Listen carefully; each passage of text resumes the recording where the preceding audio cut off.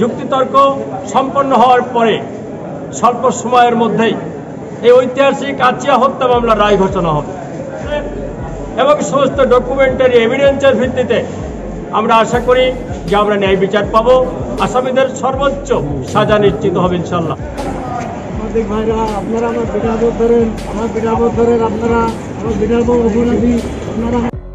অবশেষে ফাঁসির রায় কার্যকর হচ্ছে হিটু শেখ ও তার ছেলে সজীব শেখের। এছাড়াও বড় সাজা হতে যাচ্ছে এই ঘটনার সঙ্গে জড়িত সকলের। আদালতে আজ ৮ম দিনের শুনানি শেষ হয়েছে। এই ৮ দিনে অভিযুক্ত কোনো আসামি নিজেদেরকে নির্দোষ প্রমাণ করতে পারেননি। আসামি পক্ষের আইনজীবী আসামিদের বাঁচাতে পারছেন না, তাই আসিয়ার ঘটনায় সর্বোচ্চ সাজা ঘোষণা করতে যাচ্ছে বিচারপতি, যা হতে যাচ্ছে ঐতিহাসিক রায়।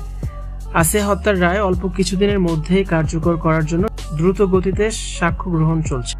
আসামি হিটু শেখ ও তার ছেলে সজীব শেখকে প্রতিদিন আদালতে তোলার আগে ও পরে নিজেদেরকে নির্দোষ দাবি করতে দেখা যাচ্ছে, আর তারা দোষ চাপিয়ে দিচ্ছে হামিদের উপরে। বাইরে চিৎকার করলেও জজের সামনে মাথা নিচু করে দাঁড়িয়ে থাকতে হচ্ছে আসামিদের। সেখানে কোনো প্রমাণ দেখাতে পারছেন না তারা কেউই। দিন যত যাচ্ছে হিটু শেখ বুঝতে পারছেন ফাঁসির দিনও ঘনিয়ে আসছে। যে নৃশংস ঘটনা তিনি ঘটিয়েছেন এর সর্বোচ্চ শাস্তি ফাঁসির বিকল্প আর নেই। আসিয়া নামের একটা ফুল কুড়ি থেকেই ঝরে গেছে।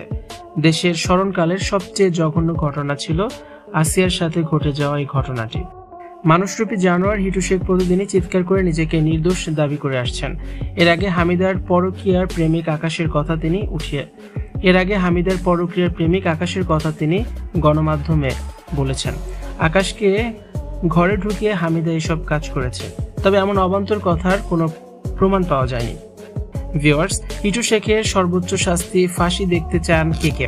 কমেন্টস করে অবশ্যই জানিয়ে দিন, আর ভিডিওটি বেশি বেশি করে শেয়ার করে দিন যাতে আসামি সঠিক সাজা পায়।